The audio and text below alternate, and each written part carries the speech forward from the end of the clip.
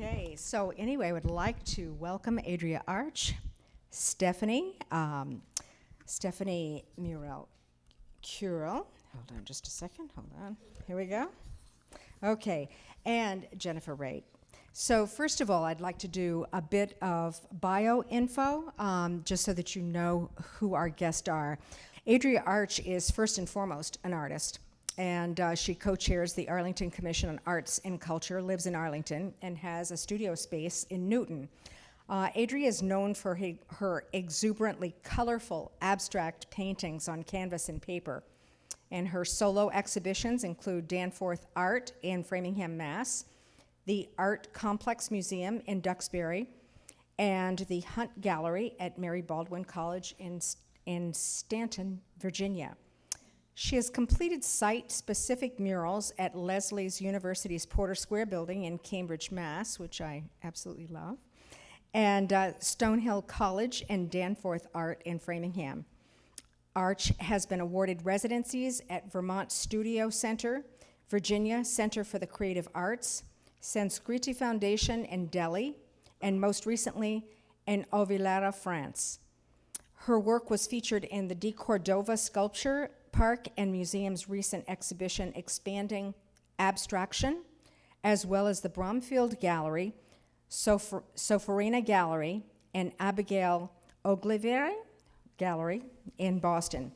Arch has shown her work extensively in New England, and her work is in private and public collections, including the Boston Public Library and the De Cordova Sculpture Park and Museum. Also an educator, Adria has taught at Montserrat College of Art, Endicott College, and Mass College of Art.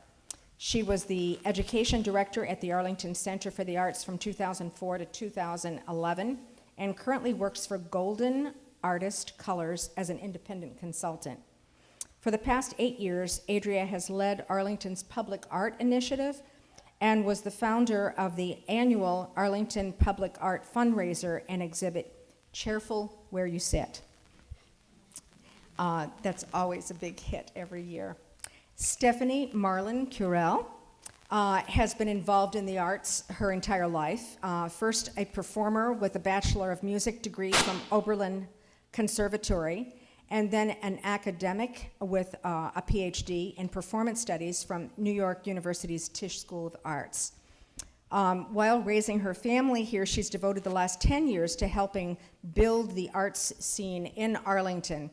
Stephanie has served as co-chair of the Arlington Cultural Council, co-founder and member of the Arlington Public Art, and co-chair of the Arlington Commission on Arts and Culture.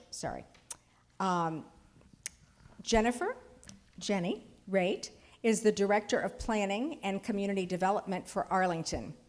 And her department is committed to, whoops. That's a big job. That's what you do. So Jen's department is committed to making Arlington an even more exceptional place to live, work, and raise a family by implementing the goals and policies and actions of the master plan, by stimulating economic development, creating future development opportunities, improving the town's neighborhoods, expanding housing options, preserving and enhancing open space, and improving transportation access. Jenny has over 20 years of professional planning, housing, and community development experience, serving local, regional, state, and national organizations. She holds a master's in nonprofit management and urban policy from the New School, and bachelor's in urban and documentary studies from UMass Amherst. So I would like to welcome you all three to this discussion. And basically, I wanted to start out by, I've had to educate myself as well on the Arlington Council on Arts and Culture. Commission? And, I'm sorry? Commission? Commission, thank you for your correction on that. Commission on Arts and Culture that was founded in 1993. And it was established with 6 members, one of those being a member of the Vision 2020 Culture and Recreation Task Group. And these were appointed by the town manager, subject to the approval of the Board of Selectmen, and one member appointed by the school committee. I just wanted to talk, just briefly, I just want to describe the duties and responsibilities of the commission, because I think that's really important. They are to advocate and to promote greater awareness of and support for the many cultural opportunities in Arlington. They advise the town and its commissions, committees, and board with respect to all matters of a cultural or artistic nature. They make recommendations to the appropriate authorities on the use of public areas, buildings, and meeting spaces for cultural or artistic performances or exhibits, and recommend guidelines for the conduct of such events. They recommend a long-term cultural plan for the town and report annually on its progress. They accept gifts, contributions, and bequests of funds from individuals, foundations, and from federal, state, or other government bodies for the purpose of furthering the commission's purposes. They recommend policies to the appropriate authorities for the collection, preservations, and care of public or town-owned artwork. And they work toward establishing Arlington as a significant cultural center. They promote cultural education for all citizens, regardless of age, and they serve as a vocal, strong, and visible advocate for the arts throughout the town, its schools, and its other educational entities. They promote the arts as a viable vocation, as well as avocation, and encourage the appreciation and understanding of the arts as a means of improving the quality of all endeavors. And they recognize and honor Arlington citizens for outstanding service in the town in the area of cultural affairs. So this is a huge, yes, I was rather overwhelmed, with this myself. We wanted to have a conversation about arts in Arlington and where they have come in from since 1993, the organization of this particular commission, and where they are today and what the future holds for arts here in Arlington. And as our state grows ever more diverse, and consequently our town and our neighborhoods, the investment in our cultural sector is more important than ever. And I think we all would agree that the power of culture is great. It grows our economy, and it enriches community life and empowers a new generation, as well as advancing equity and inclusion, which is really important. So a rich cultural life plays an essential role in a healthy community, and good schools, a strong economy, and I am just overwhelmed with your job and what you have to do.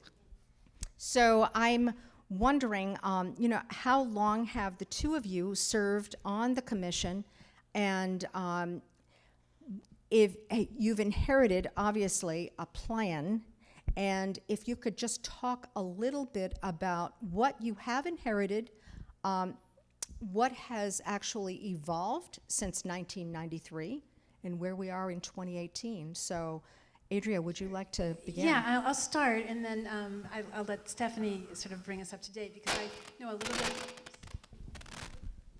Something's wrong with this thing. It's not me. I think it's. Yeah, I think it's me. All right, I'll just try to. Hopefully, this is.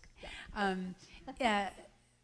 Jane Howard, who is a resident of Arlington for many, many years, and is one of my great role models in terms of art activism in the arts. Was one of the people who devised, this idea of having an arts and culture commission back in '93, and it was on the books since then, but it was not populated until 2013.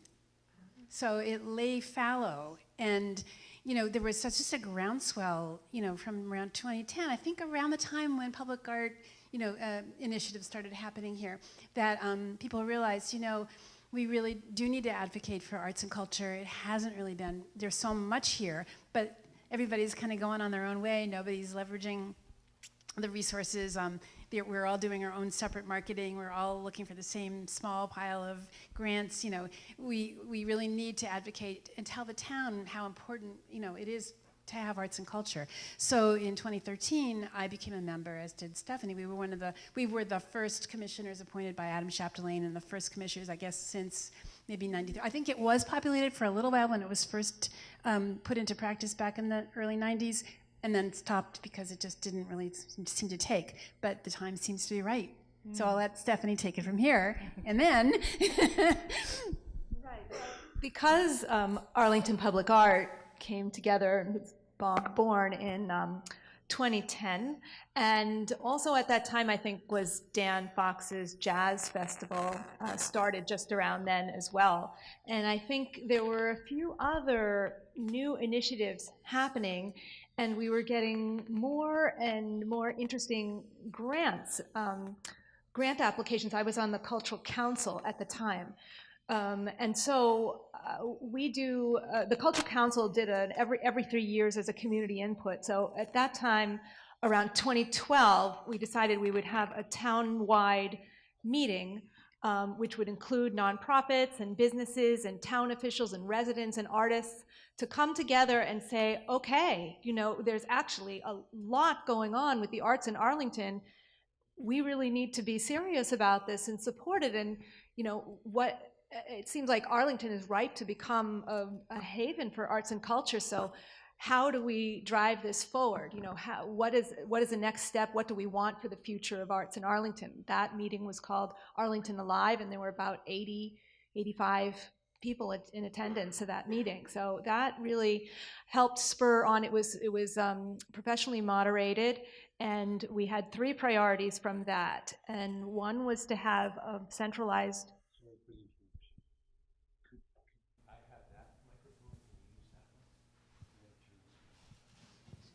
Sorry, is it? It's Just awful. creating Okay. a little Yeah. Good. So the 3 priorities were to have a centralized website, an umbrella organization that would coordinate all the arts organizations. That was and the third one was to have a signature event. One of the other things that happened around that time was that the Arlington Tourism and Economic Development Committee had also come together. So there seemed to be a mechanism for also promoting the arts and culture and history of Arlington. So it was the beginnings of trying to coordinate all of these different efforts. And we've come a long way since then. You mentioned this cultural plan. We did not inherit it. We actually spearheaded it.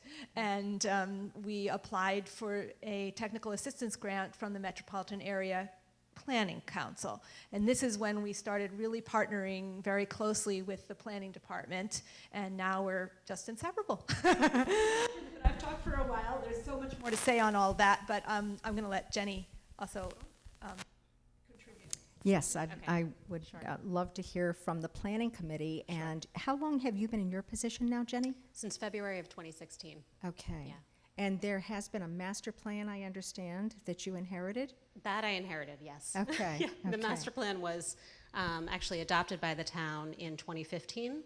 And so we've been through the Planning and Community Development Department, as well as the Arlington Redevelopment Board and the Master Plan Implementation Committee, implementing that plan, but there hadn't actually been anything specific to arts and culture. There had been discussions about culture and heritage and resources, and hinted at the importance of arts and culture in relation to economic development. But working together, we were able to devise a plan with the community that's about arts and culture, and to actually have a list of goals and priorities and really sort of an agenda to move the whole thing forward. And not just between us, but touching upon other departments who work for the town, lots of different organizations and other committees and commissions who all actively engage in and want to thrive as a result of the arts. And actually, one other big component actually of the planning process, because actually we had more than 1,000 people participate a couple of years ago when we pulled it together, is really individuals. There's so many individual artists in Arlington who are yearning to come together and to express themselves and also to find community as part of their creative process. And so we capitalized on that through this planning process. Mm-hmm. Adria, you mentioned in your bio that you have a studio in, I'm going to just address this piece of it, that you have a studio in Newton.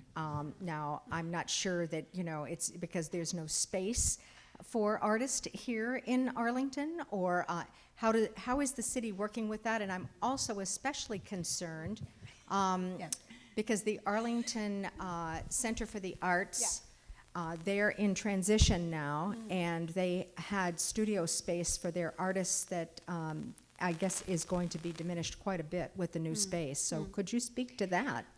Well, I can speak to a little bit of it. So, you know, Arlington is not a place that has a lot of those wonderful, empty factory buildings. It just wasn't that kind of a place. There are some, but not like Somerville and Cambridge and Lowell, and I could go on and on with the names of the places that really have a very vibrant art scene because there is affordable studio space, although that's getting shorter and shorter supply all the time. I mean, I hear Somerville's losing, a lot of its studio space. It's really hard to find a place because as an artist, you are not going to be able to spend a lot of money on the place where you work. It's just, there's only so much, and not all artists. And we are focusing on just visual artists, but of course the word artist, that means all kinds of people, musicians and poets and, the whole gamut. But I'm in my particular position, I'm in Newton because I needed a big space. I needed something that was relatively close to where I live. And there just really isn't such a place that's affordable in Arlington. I actually looked into some of those empty storefronts. Storefront space is incredibly expensive. It's like $40 a square foot. Most artists like to pay about $1 or $2 per square foot. Yeah. So that's just out of the question. So I am very lucky. I'm subletting from somebody who has a studio in Newton. I mean, and Newton doesn't even have that many spaces. It just happens to be. It does have some light industrial space. It's a much bigger city than, I think it's twice as big as Arlington is. So, artists find where they can. For 30 years, I had my studio in my basement. And that was fine, but I really wanted to work much larger, and I wanted to, get out of my house and be able to, use some of the materials that, just not feasible to do in a house. So, it is a big question for all artists all across Boston. Everybody is complaining about the shortage of studio space and the affordability or non-affordability of it. And I guess this is a city issue as well, because I would think that the city would want to help to secure space to keep artists in town. Is there anything on the drawing board for that? Not immediately, but it is something that we're learning more about and talking with, of course, Adria and Stephanie about, and it's something that we can prioritize. I think there's some barriers to it in terms of both the availability of spaces, which was what Adria was hinting at. We don't exactly have the kinds of unique spaces that some artists are looking for, but would be absolutely willing to work with any artist group to find the right places for them to do their work and potentially even live workspace, which is actually something that we've talked about as part of the Arts and Culture Action Plan, to identify those opportunities and to potentially make changes in terms of our policies of the town to be able to let that happen, because there are some barriers to doing that in town. Stephanie, maybe you could speak to the funding and how the commission is actually operating. You spoke to some very specific things, like you have a website and a central organizing calendar. This takes someone to create it, to keep it up. Is the 6 people that serve on the commission, are they paid positions or do they serve? Okay, good questions. It's all about money. Yeah, it is. The website has not happened yet. We were very fortunate to receive funding from the town to be able to create this website. We're using a professional designer. She is local, and it's with the developer right now, and it's coming to you live sometime this summer, definitely in full form by the fall. So look for that. It's called artsarlington.org. As far as maintenance, we have put money in the budget for that for this year, and we received a good budget from the town. Well, it's not final yet. It has to go through town meeting, but we, the finance committee has approved funds that will help us cover for our webmaster and also help our new cultural district, which we haven't talked about yet. That's something that we also did, was apply for a cultural district designation from the Mass Cultural Council. And so we have an official cultural district in town, which is from East Arlington through Arlington Center. And we've been working with Cecily Miller, who's a public art consultant. That's also part of our budget from the town, to do public art to help enliven and connect the district. Can everyone hear me? There you go. And so if you've seen, how many of you have seen any of the work on the bike path over the past year? Yeah, so that's going to continue. More about that, because that is very good connective tissue between the two centers. And we'll be doing some other pieces as well over the year, specifically with this bus. Can we talk about that? Yeah, rapid transit pilot from the MBTA. Now we have grant money from the Barr Foundation to do some art around that. So, funds beget funds. As we, the town has made some investment in the arts and more over the last couple of years. And so we have been able to leverage those funds, and we have been attracting attention. We get invited to speak different places. Jenny just spoke at the Mass Cultural Council Institute in Worcester, which had people from all over the state, and yeah, so, circling back to, the last thing you said was about, are we paid? No. And we are not 6.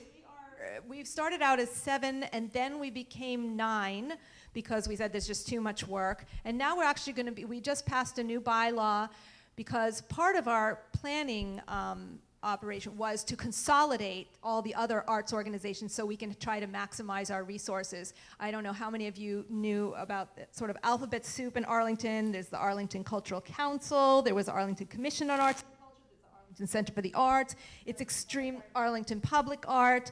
So it all got very confusing for people, so we are all consolidating under one umbrella. They'll all be committees of the Arlington Commission on Arts and Culture. For arts and culture. Yes. Yes, and so we'll be using our resources together. We'll also be supplementing, Arts and Culture Council grants. October 15th, everybody, is the deadline for those of you considering submitting a grant. We will have more money in the coming year, especially since the arts did not get cut by the state. So, in the federal government too.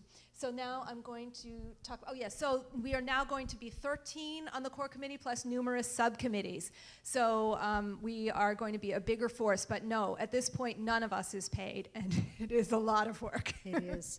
And I'm just wondering, you started out with a rep from the 2020 Diversity Task Group.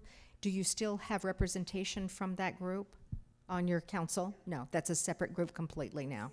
Okay. And so I assume that, like you said, money begets money, so you were always having to get out there and look for grants that you would qualify for. You write your own grants, I'm assuming? You share that? Yeah, I'll talk a little bit about that. Cecily Miller is getting paid, and she is our public art consultant, because this is a serious job. I mean, the expertise and the effort and the work that goes into creating temporary or permanent public art in a place requires so much effort, and it was just not a job that should be done by volunteers. And so Cecily comes to us with a great deal of expertise.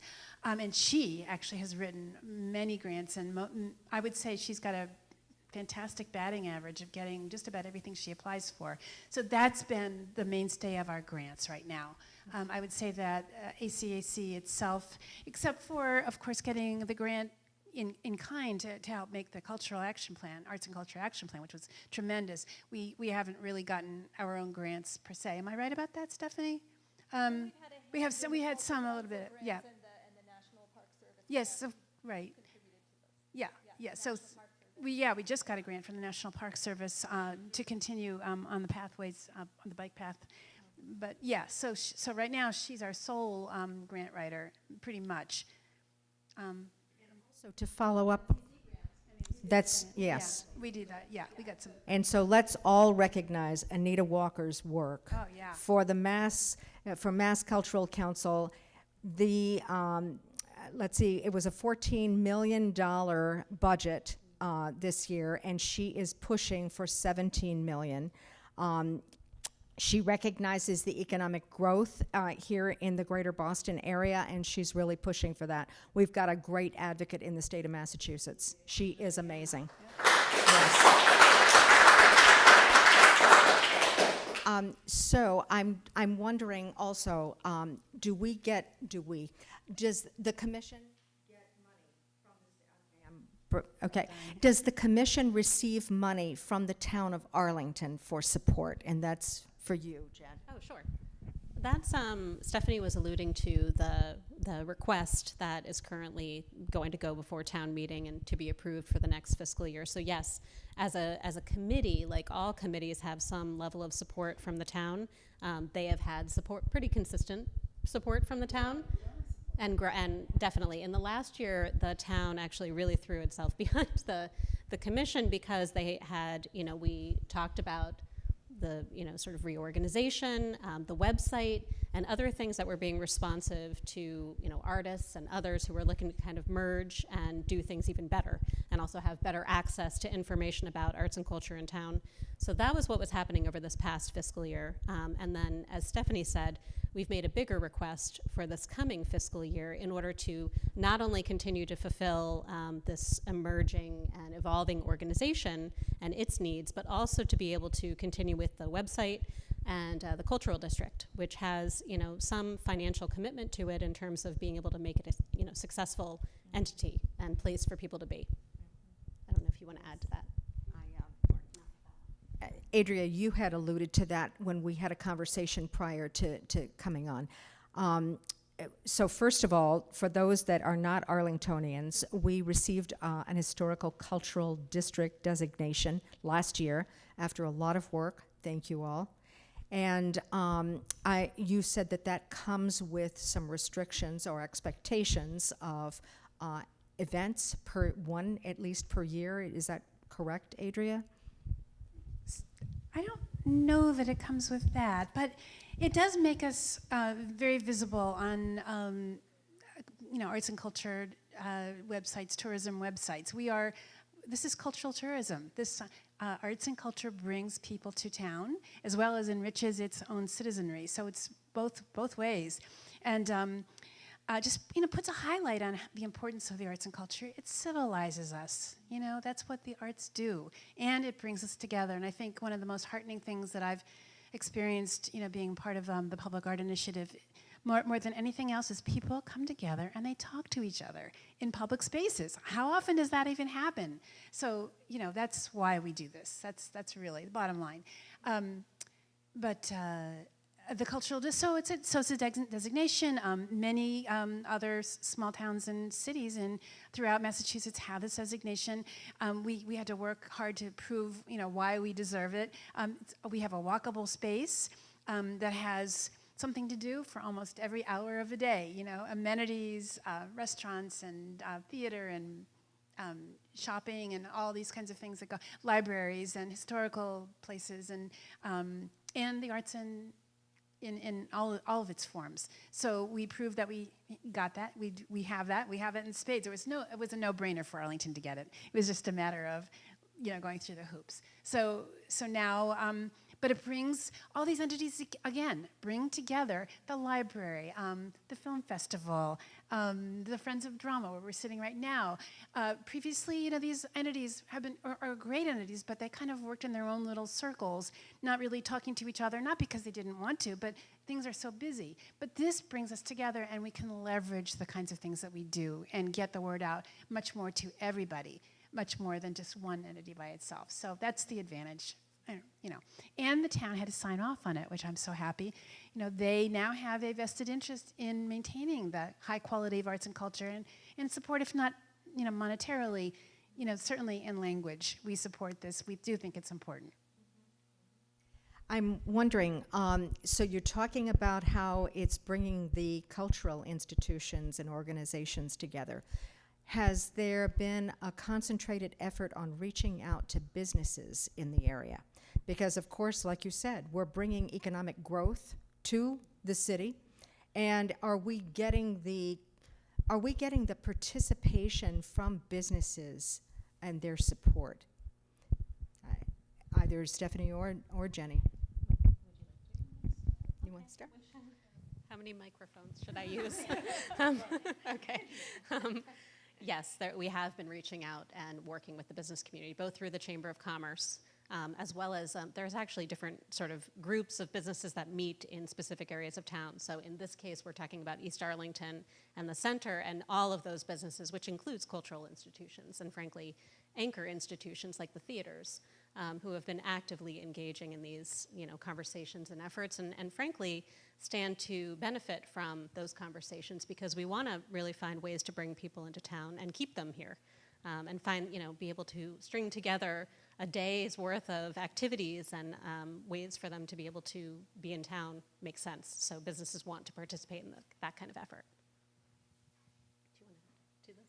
Has the commission reached out to businesses, restaurants specifically, or even storefronts? I know we had a program happening with empty storefronts for a period of time in Arlington, and it seems like that's just fallen through the cracks. Could you speak to that? Yes. Okay. So I can't tell that Adria has a Wow. vested interest in this. Okay, go ahead. I think that this might be what you were referring to. So way back in 2010, 2011, when Arlington Public Art was just getting started, and it was an initiative through the town planning department, actually, we did not have permission to put murals in town. There was a bylaw that really prohibited that for a lot of reasons. So that one of the first things we had to do was to get the sign bylaw changed. But meanwhile, what are we going to do? We wanted to start seeing some public art happening. So the empty storefronts, there weren't as many as there are now, but there were quite a number. Seemed like, well, other towns, this is not new to Arlington, other towns have done that. That's a street side gallery, a way to activate a space and have something in there while we're waiting for it to be rented. So I took the initiative to start, trying to do this. So there, and I really ran into a lot of problems because landlords don't really like to do this. It's risky. They feel that it's risky. There was one landlord in town who agreed to do this, and it was the store that was opposite from the Regent Theater, and said that we could have the space for as long as until he rented it, which was great. So I started a month-by-month installation of various artists in the window, and people going by would be very curious about what is that? That's not something to buy. It was just there to be interesting and to be provocative and to be beautiful. But that space got rented, and I tried very hard for about a year to find another space. No landlord wants to do this because they're afraid of insurance liability. They maybe often don't want to be bothered by it, and a lot of the landlords they don't live in Arlington. Some do, but it seemed to me that most do not, and so they don't really care. So I dropped it at that time. It just wasn't worth it. And then we had the sign bylaw passed, and other things happened with public art, so we didn't really have to rely just on the storefronts. But fast forward to now, and I'll let somebody else take this up. It really does make quite a difference because I remember that storefront right across from the Regent Theater, and it was like looking into a gallery, and it was very pleasing, provocative, and you just kind of wish that every empty storefront could look as amazing as that. Jenny? So I think that now the fast forward is that we have a vacant registry bylaw, which is a mouthful for when your store is empty, you need to let the town know and basically register it with the town so that we have information about what you're trying to do to actively market the property and get a new tenant into that space. Now, it comes with a fee. And so one of the ways in which, in this bylaw, we allow people to potentially waive the fee is to have them install art. And so as part of that, we actually put out, I think just in the last month, a call for artists to participate, to secure artists who would be able to display their artwork in the storefronts. And so it's a possibility that we will have more individual business owners or property owners rather want to do that. Currently we've had 2, I think, who've participated as part of the process. We had 3 requests for waivers and 2 of them chose to use art as part of that process. But I think there's a city's lot. encouraging it. There's a ways to go to improve that effort and to make it something that, as Adria said, property owners really want to embrace and to provide the right space and the right, and frankly, the right, sort of mechanism to display the kind of artwork that we're talking about. Right now, it's kind of it's a bit flat. It could be a little bit more interactive and sort of, as Adria was hinting at, a little bit more engaging for the person on the other side of that window. So there has been an initiative, I think, near the music store, which is the pilot, and I'll let you talk about that. So we have a pilot program that's actually funded by the Cultural Council this year. They chose this as their own project in cooperation with ACAC and the Town Planning Department to demonstrate what it could look like to have a very vibrant space. So the Music Studio of Arlington, the person who runs that space really has an empty window and really wants it to be used that way. So I believe that artists should be paid something to show their work in that kind of a space. I really do, and I also think that lighting is very important. You just can't throw something up. It's not good for art to be exposed to bright sunlight in that way. I mean, there are all these things, many caveats that I have, and Jenny and I will work this through to make this a very good, solid program, because it can be. But it takes doing. It takes curatorship, and it takes signage, and a way to tell the public, what am I looking at? Why is this here? What is it about? How could I get involved? How can I find out more information? And so I think signage is really important. Anyway, there is a lot to it, a lot more than just throwing up anything at all. And so that's my problem with it right now, but we'll get there. It's happening. Yeah. Jenny, is there anything that the planning committee, or not planning committee, but the planning department is involved in or is looking to implement with regard to the arts in Arlington that you would like to mention? I think the biggest one that I'd like to mention that I don't think that we've talked about is really about creating the right, we're talking about storefronts that are not owned by us and as places to display art.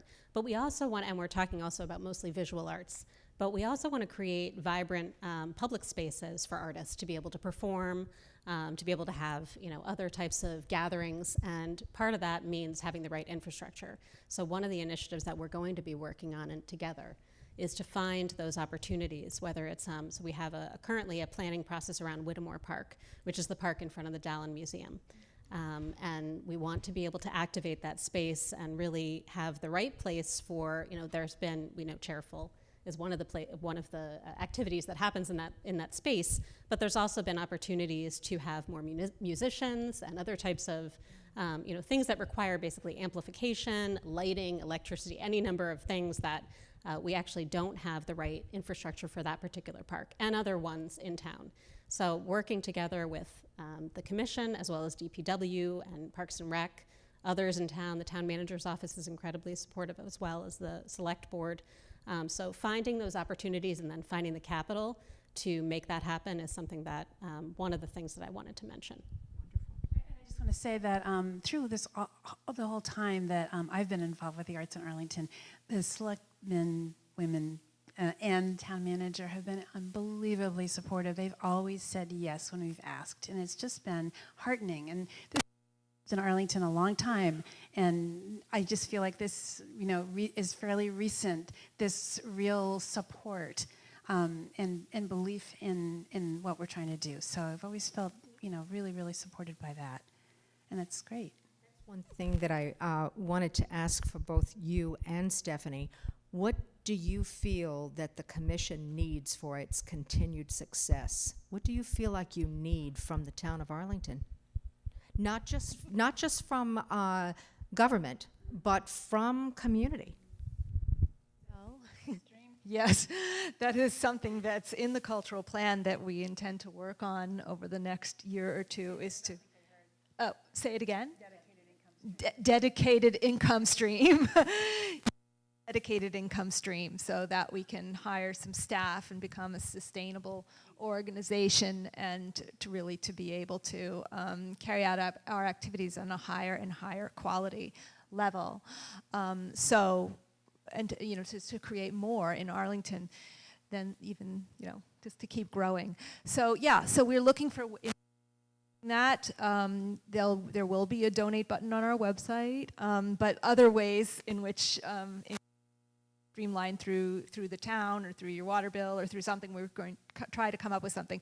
We're also looking for your ideas and your involvement. We'll have several committees, like we said, and we'd love to know, from you, your ideas for public art, for fundraising, for what you'd like to see in town, what you'd like more of, and just come to us. We're very open and accessible, or join a committee, even better.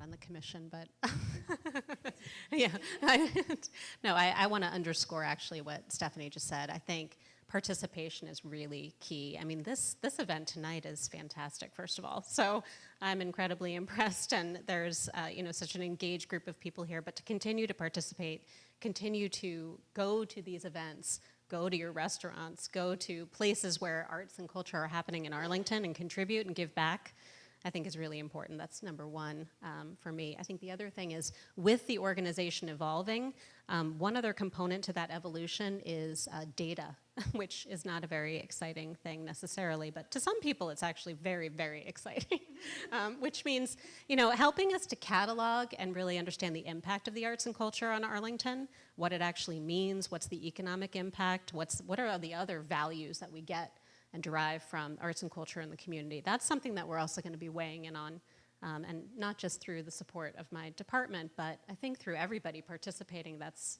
really key. Do either of you have anything else that you wanted to say? Just for the record, history that a lot of people don't realize as a mecca for artists. I mean, just look at 100 years ago when Cyrus Dallin and his wife Victoria Colonna Dallin and so many artists and musicians and writers and poets came to Arlington for the community of artists that were here. So we're not inventing anything. We're just capitalizing on a lot of stuff that was already here. So there you go. Put an exclamation point on that. I think that as the director of the Arlington International Film Festival, we see all of these accomplished filmmakers that live in our community. We have judges on the poster contests that are, just are amazing artists and graphic designers. We have so much to offer right here in Arlington. It's just, it just amazes me. Organizations that were here in Cyrus Dallin Art Museum, the Old Schwam Mill, the Old Jason Russell House. These are wonderful jewels of organizations themselves that really deeply supported. Can't lose them. So. The last piece that I too want to, I'm sorry, you go ahead. You go I first. just remembered. When did the film festival start? 8 years ago. Which was 2010. Yeah. So right, that was the one I was missing. That was the other thing, the other exciting thing that was happening in Arlington: public art, International Film Festival, and the Jazz Festival. So just want to thank you, for giving that energy and making such a quality and event that really helped put Arlington on the map. That made us wake up and say, "Oh my goodness, what we have here is really rich, and people need to know about it. Not only do our residents need to celebrate it, but people need to come from other towns to see, the great stuff that's happening in Arlington and all this new energy around the arts." So thank you. Thank you. And I just think that, with regard to the festival, I think that, we felt very comfortable reaching out beyond Arlington and reaching out to Somerville, to Winchester, to Cambridge. We need to be working together. We're not competing. We should be marketing each other and our events. I am concerned about the inclusion and diversity aspect here. I think that the power of culture is huge. It can really bridge and create a community that is much tighter, more significant all the way around. But it takes effort. So when we're marketing our events, we have to go out to people. We can't just expect people in other in other areas to know about us unless we're reaching out. We're not going to get this community, and we have an opportunity. So I say, let's all work together. Let's make the arts the best that it can possibly be, and really, it does bring about this amazing humanity in all of us. So thank you so much for being a part of this conversation tonight. Thank you.